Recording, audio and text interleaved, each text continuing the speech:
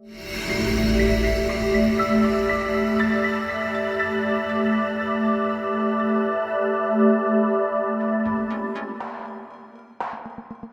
pinggang, sakit rematik, itu tandanya kurang berolahraga. Hati-hati jika bermain listrik, perhatikan dan utamakan keselamatan kerja.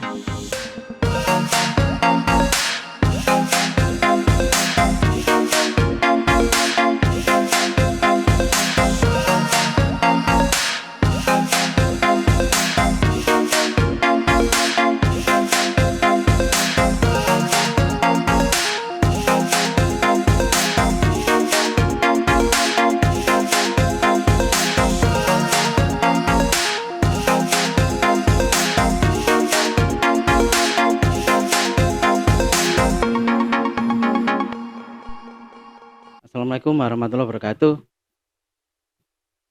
Salam sejahtera untuk semuanya, Sobat TIK. Ketemu lagi di saya Ari Kurniawan di channel Sobat TIK.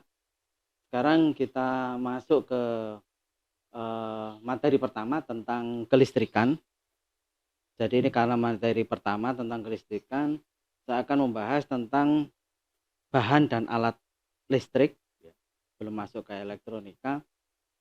Kita pengen Sobat TIK lebih paham betul tentang listrik di sekitar kita, di sekitar rumah kita, sehingga nanti dalam penerapan sehari-hari kita bisa memanfaatkan betul-betul tentang bahan dan alat yang berbau listrik di sekitar kita, termasuk bagaimana kita mengantisipasi waspada terhadap bahaya listrik. Jadi kalau kita mempelajari tentang listrik, ada dua jenis bahan yang kita kenal, yaitu satu adalah bahan itu kita sebut bahan isolator. Bahan isolator itu adalah bahan yang tidak menghantarkan listrik karena bahannya yang bukan dari logam. Jadi semua bahan yang tidak dibuat dari logam semuanya adalah isolator atau tidak bisa mengantarkan arus listrik. Contohnya kayu, kemudian plastik, kemudian bahan-bahan seperti ini ya. Ini sebenarnya ini seperti karet, ya, glue. Ini semuanya adalah bahan yang tidak mengantarkan arus listrik atau namanya isolator. Kalau ini tentu semuanya tahu, ini namanya isolasi ya.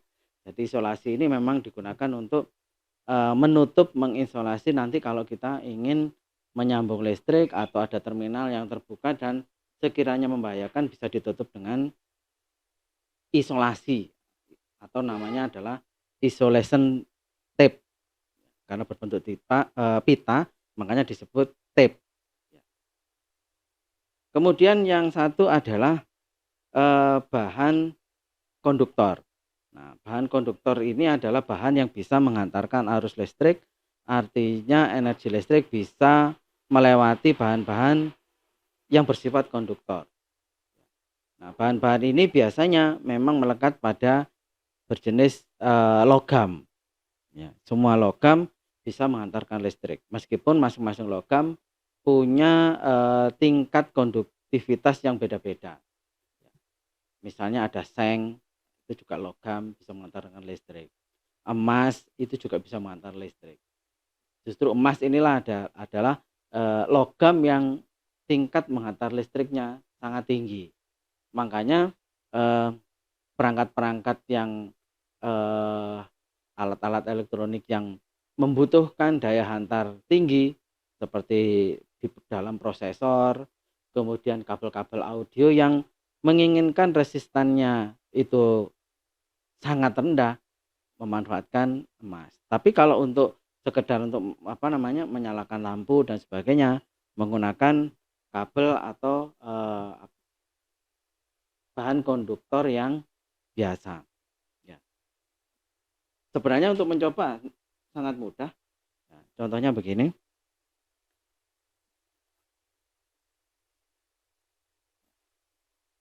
Mungkin sebelum saya lanjutkan, ada hal yang ingin saya sampaikan. Ya.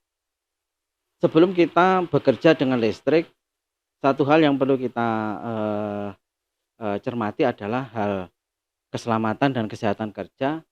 Karena nanti kalau kita berkaitan dengan listrik dengan tenaga besar, kita mewaspadai jangan sampai kita menyentuh atau tersengat listrik. Dan perlu kita antisipasi dengan ketika kita bekerja seperti ini, kita alangkah baiknya menggunakan alas kaki atau sendal. Jadi kaki tidak langsung menyentuh ke lantai agar barangkali nanti kalau kita tidak sengaja tersenggol aliran listrik, kita tidak terlalu merasakan kalau kita menggunakan sandal atau alas kaki. Tapi kalau misalnya pakai alas kaki masih tetap saja terkena, ya sebenarnya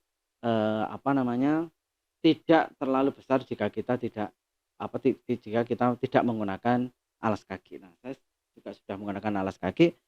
Kemudian nanti ketika kita sudah mulai bekerja dan barangkali kita sudah mulai melakukan pemotongan, ya mungkin ada yang beberapa bahan yang harus kita congkel, atau mungkin kita sudah mulai menggunakan solder, ya kita perlu juga antisipasi menggunakan kacamata untuk melindungi mata, karena mata ini kan aset kita yang sangat berharga, jadi harus kita lindungi.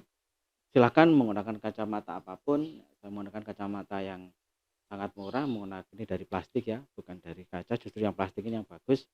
Jadi nanti kalau misalnya saya motong kabel terus kemudian menggunakan solder, kemudian saya misalnya terjadi percikan api, ada letupan api, dan kebetulan pas larinya ke arah mata, ketika saya menggunakan gelas atau kacamata ini tentu bisa lebih aman. Nah, termasuk di sini kalau Anda nanti sudah mulai bekerja menggunakan solder, ya, alangkah baiknya ditempatkan di sebuah tempat seperti ini, jadi nanti panasnya tidak merusak perangkat yang lain. Karena biasanya kalau tidak menggunakan alat ini kita suka teledor begini. Nah, ya. Nah, numpang di kabel, nah, nanti kabelnya akan mengelupas. Nah, ini ya. Ini kalau nanti kita akan barangkali perlu solder. Nah, saya mulai pakai. Jadi nanti kalau saya mulai kupas-kupas kabel, saya tidak khawatir. Nah, contoh sederhana ini ya, kalau saya punya baterai, ini adalah 3 volt karena 1,5 di seri, jadi kali 2. Ini kalau paling mudah, nah ini saya punya lampu, kita sambung saja seperti ini ya. Kebetulan ini lampunya juga kapasitasnya 3, sekian volt, jadi tidak terlalu terang ya, karena di sini 3 volt. Nah, gini saja, kalau misalnya kita memastikan ini ada kayu, nah ini kan pasti nggak nyala. Plastik juga nggak nyala, nah, seperti ini nggak nyala, ini kan nggak nyala. Nah, kalau kebetulan kita punya logam, nah ini logam ini.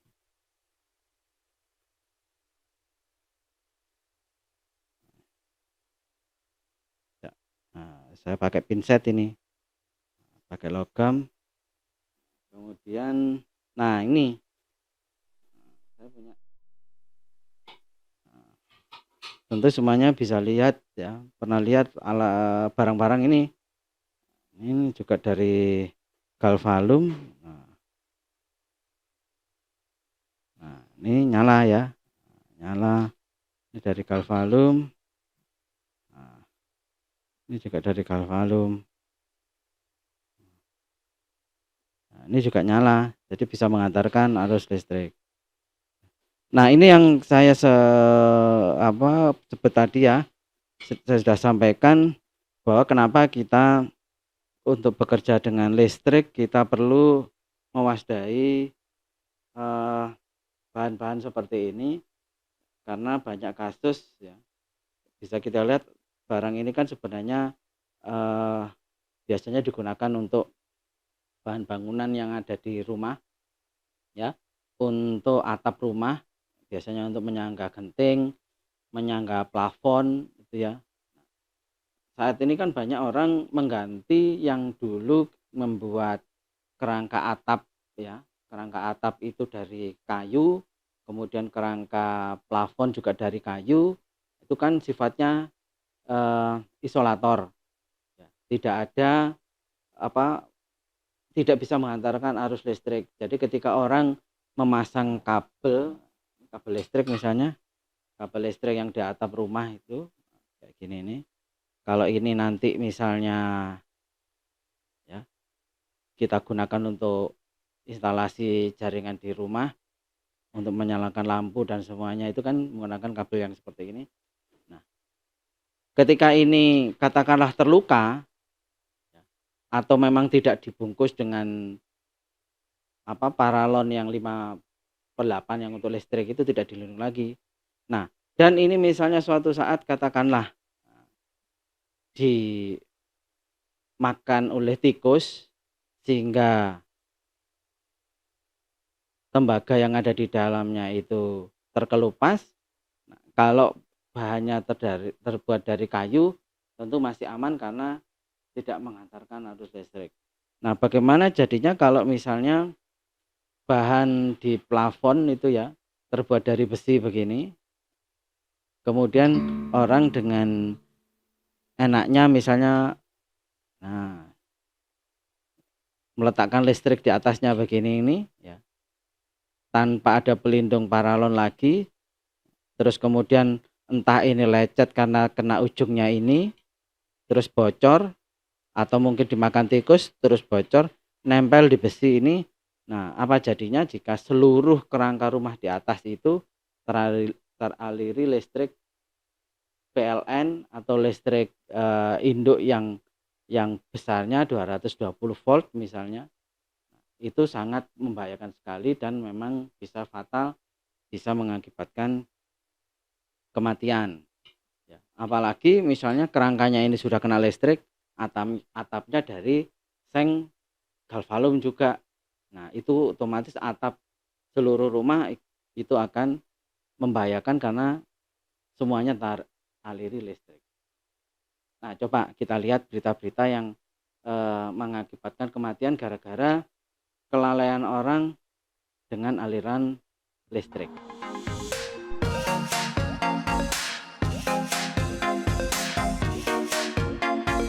Dari tribunnews.com.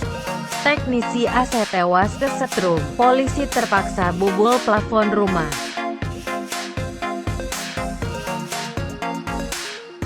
Dari okezone.com. Viral kabel bocor di Bajaringan, bikin tersengat listrik.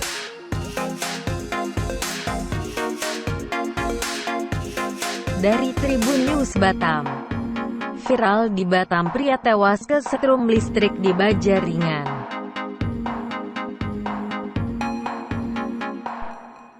Nah, itu tadi beberapa berita yang ada di sekitar kita bahwa orang meninggal gara-gara tersengat aliran listrik karena bahan-bahan dari atap sudah tidak lagi menggunakan kayu tapi menggunakan konduktor seperti itu. Saya tidak menyebutkan ini jelek, tapi kita harus waspada sebelum kita naik ke atap. Kita pastikan bahan yang dibuat untuk atap itu apa ya. Nah, kalau misalnya dari seng seperti ini atau logam, pastikan tidak ada listrik yang mengalir di kerangka ya. contohnya kita harus bisa memanfaatkan alat seperti ini. Ini banyak kita temui ya. Ini test pen digunakan untuk melihat apakah ada aliran listrik, terutama fase yang ada di sebuah bahan. Terlihat di situ ada cahaya. Berarti yang di sisi kiri ini yang sangat bahaya karena di sini ada bagian fase. Yang sebelah kanan ini adalah bagian netral. Karena listrik yang ada di rumah itu adalah listrik dengan arus bolak-balik satu fase 220 volt. Makanya kita perlu menyediakan alat yang namanya test pen untuk memastikan bahan-bahan yang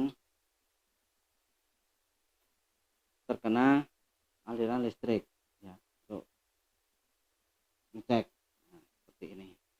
Nah, dari dua jenis bahan yang kita bahas, ada isolator, ada konduktor ya, masing-masing punya fungsi, tidak bisa mana yang baik mana yang betul, nggak ada.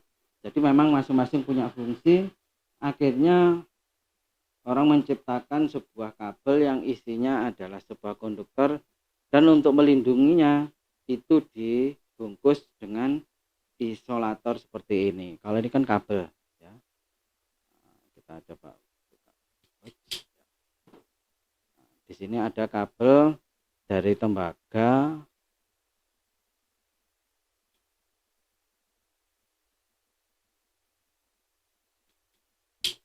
Nah, dari kabel tembaga. Karena di sini ada isolator berupa karet ya. Yang ini yang bahaya, karena ini kalau kita sudah hubungan ke listrik, kita harus pastikan mana yang punya fase sehingga bisa menyengat kita ya. Ini contoh kabel, dan kabel ini macam-macam, ada yang bentuknya satu begini, ada yang dalamnya serabut ya, ada kode-kode yang kalau kita membeli kabel itu NYA, NYC. Nah, ini kan ada yang bentuknya serabut. Nah, ini kan kabel-kabel yang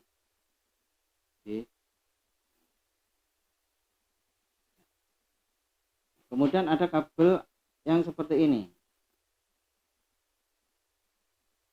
kawat tembaga. Nah, kawat tembaga ini kalau kita lihat ya, sepintas memang tidak ada isolatornya seperti ini, langsung kelihatan tembaga. Padahal ini adalah kabel email yang sudah dilapisi isolator yang sangat tipis. Disebut kabel email atau tembaga email karena ini dilapisi oleh bahan namanya email. Bukan email, bukan elektronik mail ya, tapi email, namanya memang email. Ini kabel. Nah, kabel-kabel atau kawat seperti ini nanti bisa digunakan untuk membuat induksi magnetik. Nah, kita sudah mempelajari bahan isolator, ini bahan konduktor yang mengantarkan arus. Jadi sebenarnya kalau kita menggunakan alat atau tadi kita coba menggunakan lampu ya, terlihat bahwa masing-masing bahan mempunyai karakteristik sendiri-sendiri. Nah, kalau kita menggunakan alat multimeter seperti ini, kita bisa melihat resistan atau hambatan dari masing-masing bahan. Nah, contohnya ini sudah saya set untuk mengukur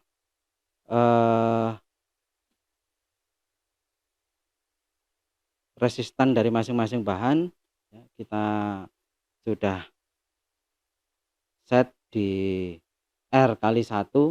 Nah, ini kalau kita coba short seperti ini ya, di sini kalau kita menggunakan alat ini kita perlu kalibrasi agar menjadi 0. Nah, kita putar begini. Nah, artinya ketika plus minus dari alat ini kita hubungkan, dari ini probe ya, kita hubungkan, ini berarti nilai dari ini adalah 0 ohm.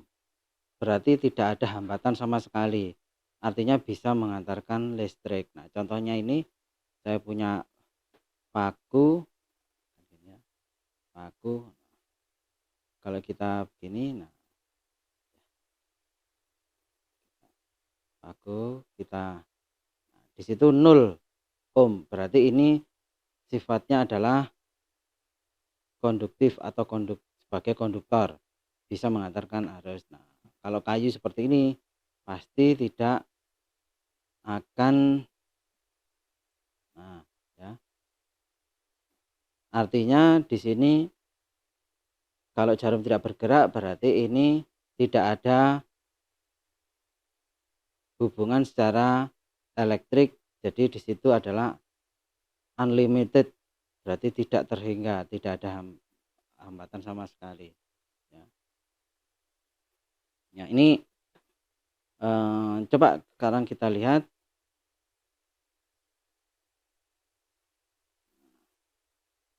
Saya punya pensil, ya. Saya punya pensil ini. Kemudian pensil ini saya kupas luarnya, kayunya saya ambil, kemudian tinggal intinya saja ini, ya, atau batang yang ada di dalam ini. Ya. Nah, sekarang kita ukur ini, kita lihat, kita tempel begini, terus kita hubungkan agar jarum itu bisa berhenti. Saya pakai capit begini, ya, kita hubungkan.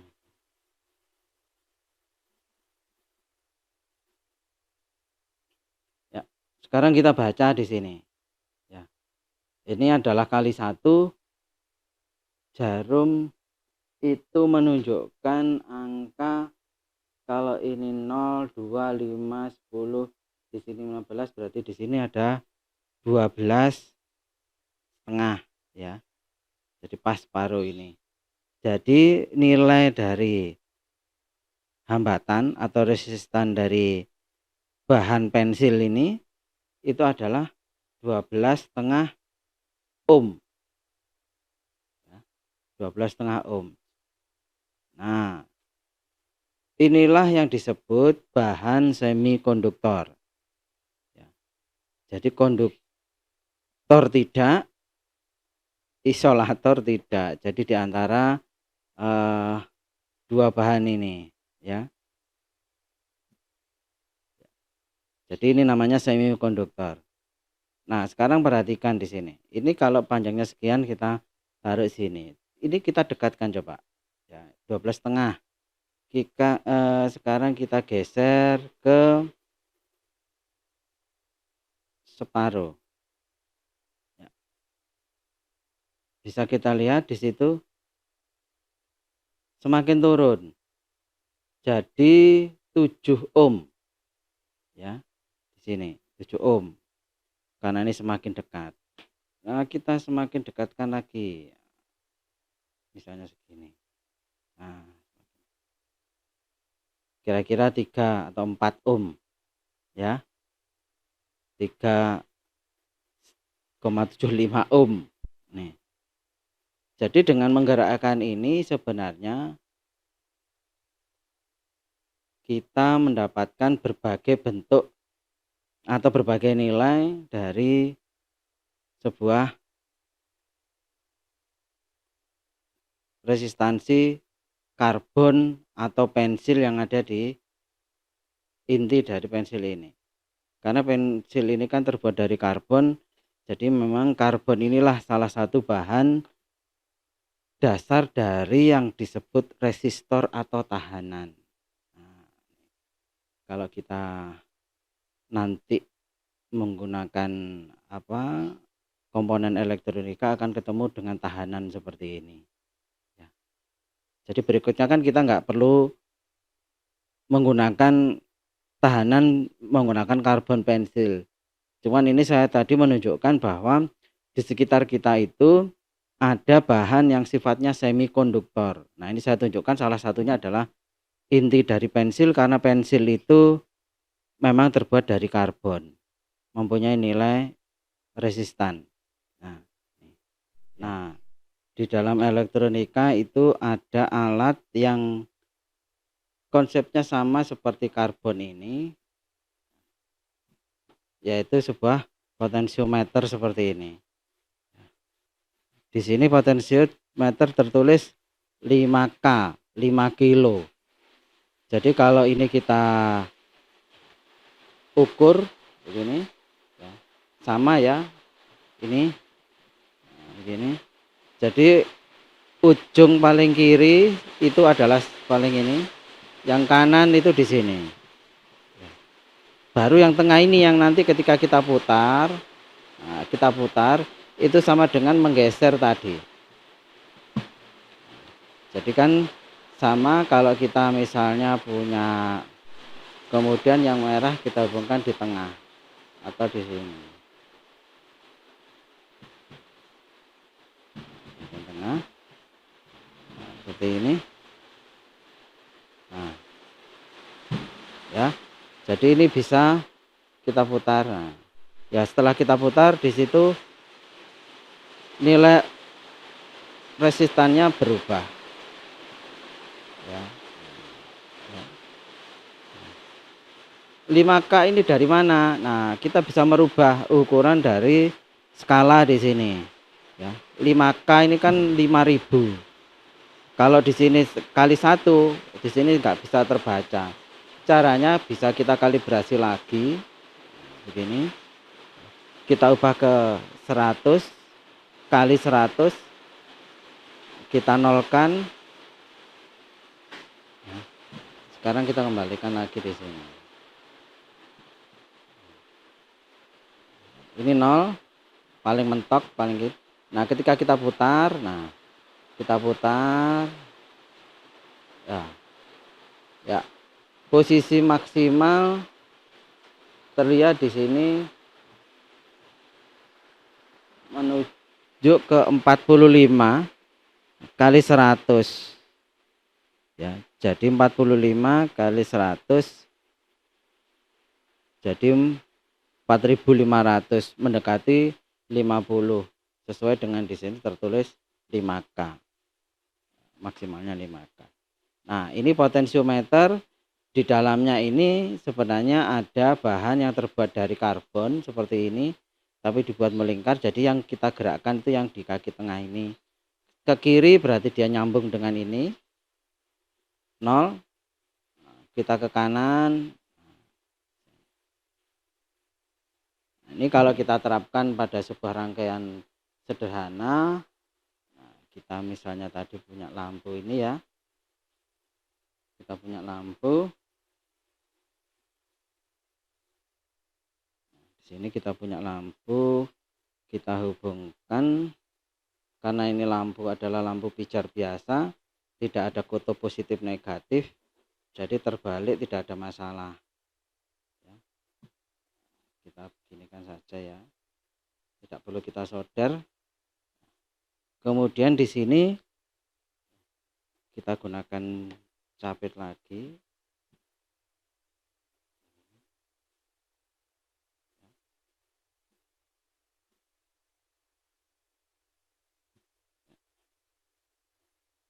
Kemudian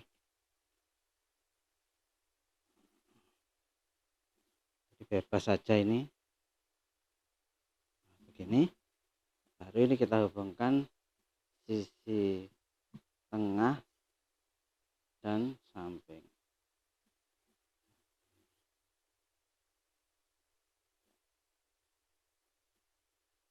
Ya.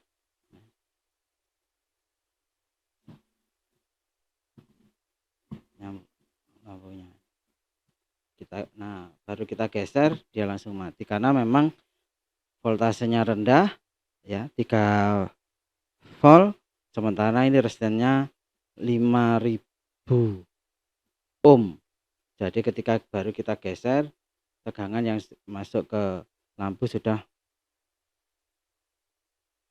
kecil. Nah, ini contoh.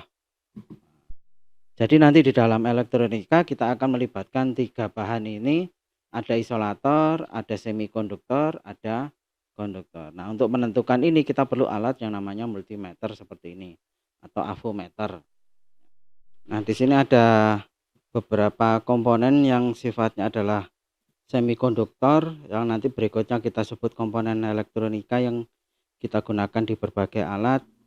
Pertama, kita pegang ini adalah resistor atau ada yang disebut untuk hambatan listrik ya.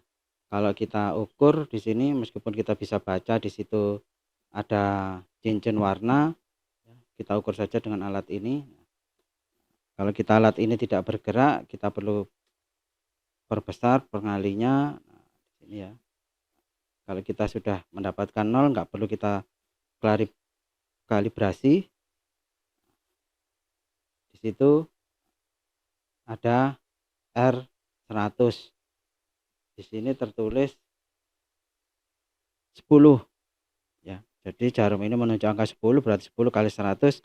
Jadi resistor ini mempunyai nilai hambatan 1 kilo ohm atau 1000 ohm. Sama di sini ada kapasitor. Kapasitor ini kalau kita jalankan, nah ya, selama di situ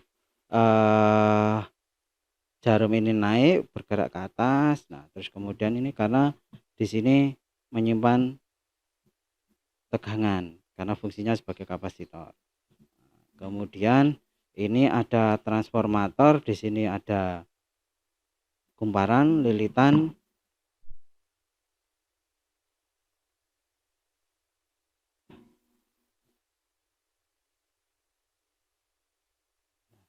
Ada nilainya.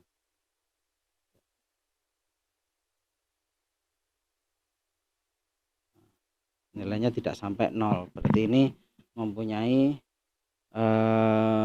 hambatan atau resistan. Nah, demikian untuk membedakan mana bahan yang berfungsi sebagai isolator, konduktor, dan semikonduktor. Berikutnya kalau kita mempelajari tentang elektronika, kita akan mempunyai banyak komponen-komponen yang bersifat semikonduktor. Demikian materi kali ini, semoga bermanfaat. Ketemu dengan materi berikutnya.